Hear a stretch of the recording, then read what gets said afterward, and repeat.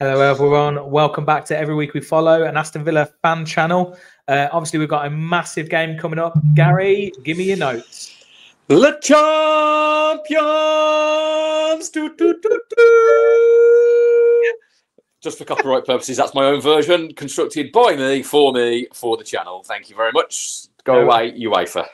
No affiliation with UEFA. Whatsoever. That is a Gary Bennett original tune. Thank you very much. Yes, so excited. Champions League Tuesday, come on! You know what I quite like? You know what I love? The fact that it's at 5:30.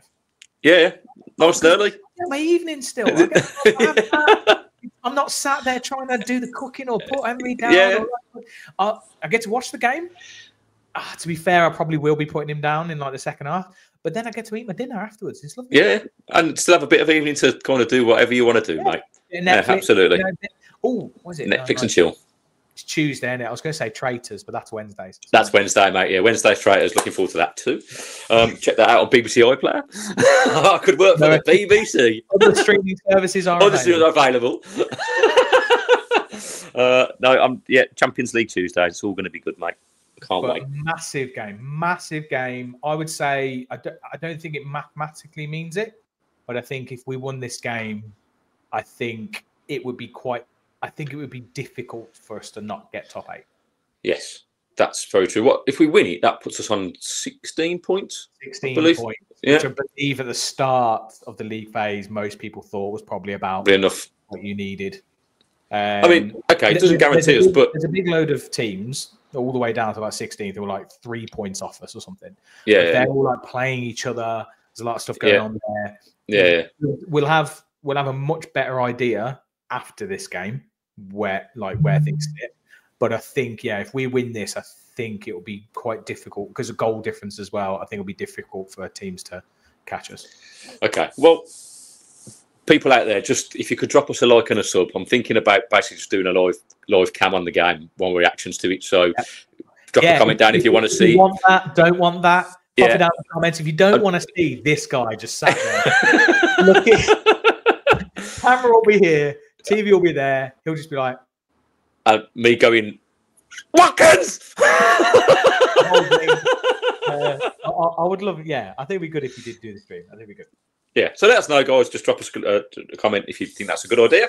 No, it's a massive game, mate. I think this is a massive week in itself for the Villa. I think this could make or break us in the season. I said that in the last episode. I think if we can get the result, win the game, it gives us a couple of days to then recuperate for the West Ham game, going into that with confidence, win that game. And I think the season's back on track. It puts us right in the mix for finishing the European places. And like I say, more or less guarantees us that last 16 with no playoff games and an easier draw. And I think I might even start to get excited again about the season. Maybe we can actually put a run together.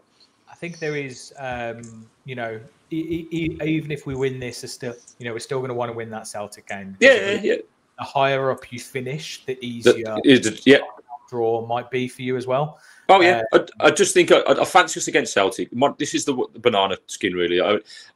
Although having said that, having watched the Monaco Arsenal game in the last round of the Champions League, they were poor. They're going through a tough patch at the moment. They've only won 1 in their last 8 in all competitions, and that game was against Union Saint-Jean, lower leagues.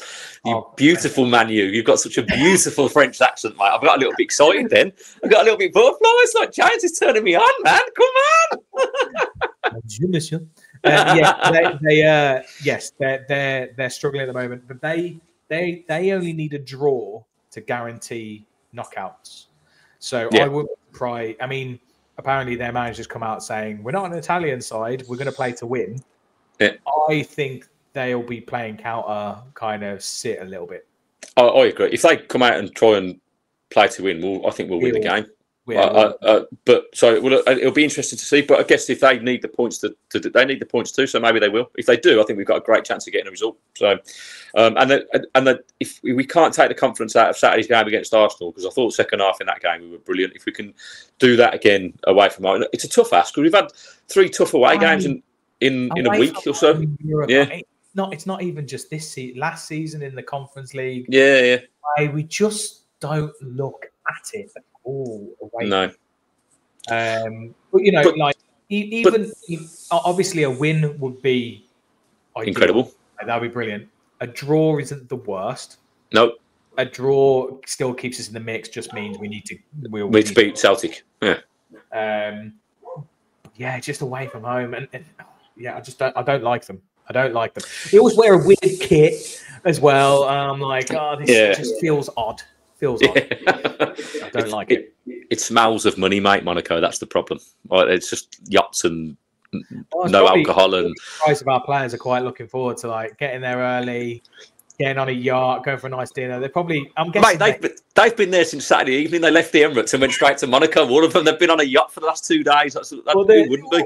Because usually I think we finish the game and then we go straight to the airport and it's a private jet back, whatever. And I think we're back. Like I'm sure Jonathan Townley on one of the he's one of the correspondents on one of the other podcasts. Yeah, Birmingham Mail, and he said they'd landed back.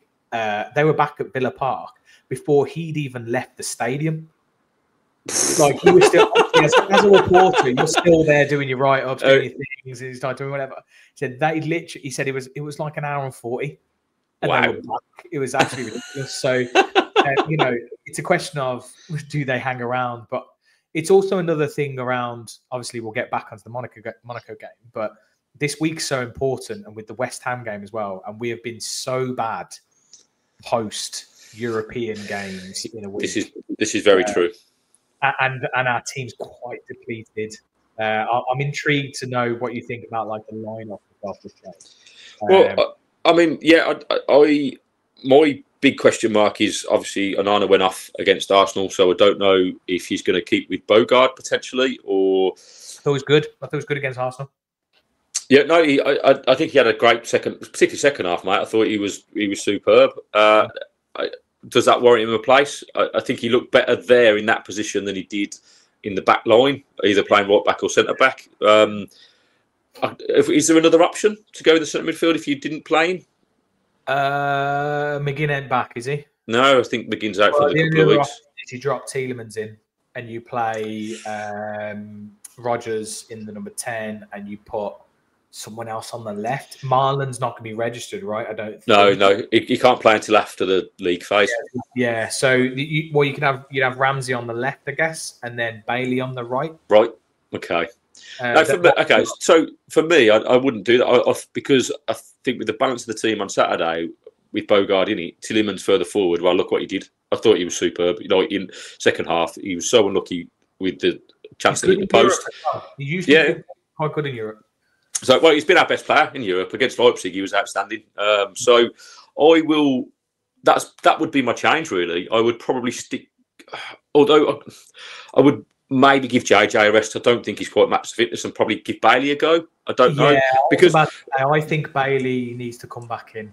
If Bailey needs a rocky up his arse, with Marlon knocking on the door, waiting to come into it, I think chance to prove himself. Yeah, exactly. This could be a good opportunity for him to because he got that goal. Who was it against? I can't remember. He got that goal. Leicester. Yeah, he got that goal against Leicester, and then I think he played the next game and didn't have the best game. It just shows that if he gets a goal or he does something, he just suddenly then is like a totally different player. Yeah. The rest of that game, he was just like going mad. He was just running and shooting. He was like crossing balls. It was just like a man possessed.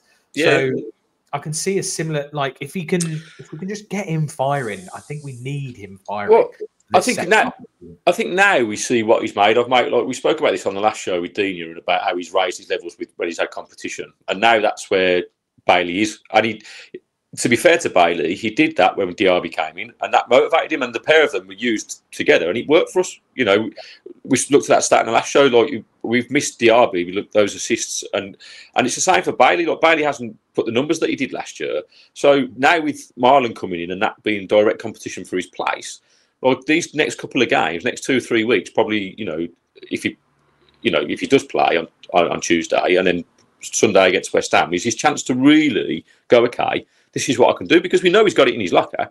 Like you say, when he's got his confidence is up, he's got the ability to score, to assist, and that was Bailey of last season. It's there. We just need to see it again. And now is the right time to come, mate, because if we can string these runs of results together now, like you said, we've got, in the last episode, we've got, winnable games coming up, and that will keep us right in the mix. So now's the time to shine, Bailey. Come on, mate. Like, I've been one of your biggest critiques, but again, I'm happy to eat humble pie, mate. I'm happy to admit when I'm wrong. I'll take my shirt off if I have to and scare you all. It's not a problem. Right, do you know what I mean? Just so lineup. So you think actually just probably the only change will be Bogard? I think that would be the only change. I would probably give JJ a rest because he doesn't look like he's quite at the pace of the game yet. I think he's still coming back from the injury. He was okay on Saturday, but previous game he just looked a little bit lost, if I'm honest. I love JJ, and I think there's a player in there, but he's obviously not quite match fit. But I think he'll keep with him because I think he wants to get that match fitness for him. So I think JJ will start, and I think the only change will be Bogard. But I'd like to see, as we've just said, I'd like to see Bailey put Rodgers back out on the left, and then Watkins and Bailey, and see what happens with that. Okay. That would be, and then the back four. I was about to say, does he start? I mean, was he trying to rest Dean against? Well, maybe I thought it was really interesting because I would have done this the other way around. I would have played Digne on Saturday and probably played Matssen on Tuesday in the Champions League. That's from before, isn't it? Yeah. And Matssen's got heaps of experience in the Champions League. He got to the final last year, and I love Matssen. I really want to see him succeed at the club. I think I'd hate to lose him because I think he's a real prospect. He's got great pace. Obviously, I know he made mistakes on Saturday, but that's purely down to match sharpness, mate. When you don't play week in, week out, you do switch off. It's kind of your brain's just not in. He's only human. So I was surprised that he did start the game on Saturday. So whether but you can't argue with the fact that when Digne came on Saturday, we looked much more solid at the back. So with the importance of the game, I think the back four will probably pick itself. I think it will be Digne. I think he'll go Digne, Mings, Konza and Cash. I think that makes sense. I've said this before on previous shows. I'd love just that to be our consistent back four for the time being, and maybe play Matssen in the Champions League. I know we're talking about Champions League now, but just for the importance of this game to get a result, I think I would keep Digne. Interesting. Yeah, I don't know. I can't work it out. I actually think that Matssen would have been more suited to this game. I agree with that. Yeah, because I think we're probably not going to be as defensively tested. We're going to be probably more on the front foot, or like getting more opportunities going forward. And so I would probably start Matssen in this game rather than Digne. And then the other question, and then I think you're right about Ramsey. I think he probably does need a rest. It's like we said, whether he does shuffle it around a little bit and puts Bailey on. And then the Watkins Durán. Do you think he just continues with Watkins? I mean, like I said, he is scoring. So yeah, I'm torn. I think I'm old-fashioned, mate. So I think you go on performances, and I think I would start with Watkins because he has, Everton. What message does it send to Ollie if he now doesn't? He's now 100%. We don't start you. Look, and Emery's been pretty consistent with it. Before Durán got sent off against Newcastle, he was starting because he was scoring. He's been out of the team. Watkins has been scoring. On that, if you're going based on form with the system we've been playing and rotating them, then Watkins starts, and you bring on Durán to probably cause them problems in the last 20 minutes, half an hour. What I'd like to see, as we mentioned in the last episode, maybe then, if he starts with Watkins, that he takes JJ off, right, brings Rodgers inside and puts Durán up front and Watkins on the left, and play with the two of them. Because when people say that, you go, "Well, put Watkins on there." Just put between the two of them. They should just communicate and go, "Look, we'll just work it between us." Because that's what good strikers. You're going to the middle, right? Okay, yeah. Running in here, you come deep, flick it up. You should be able to. It's that mutual understanding, mate, of just as long as someone's in that position between the two of you, I don't care. You're both good enough to kind of cause these teams problems. Ollie, you've got great running, so you're not just playing as a left winger. You're kind of going to come across the back four and cause problems. Can you imagine Ollie running round, like getting into those channels, and then you've got Durán in the middle, just causing havoc? Yeah, mate. I think. Obviously, it's a system that Emery's not going to go with from the start, as we've mentioned before. But it's something that can actually probably change games with like 20 minutes, half an hour to go. I think it would. Certainly, teams won't expect it because we haven't done it very often. It's only been so. I think that's worth a trial. I'd love to see it. So yeah, I think Watkins starts. I'll be amazed if Durán starts, just purely because of the importance of the game and the fact that he hasn't really played much game time. So I think Watkins, on his form, deserves that start. Yeah, I know. I said something nice about Watkins. Watkins! What's going on? And your prediction? I'm again. I mean, I'd love a clean sheet, but we just can't fucking keep them, can we? So I think we will win the game 2-1. Stole my scoreline.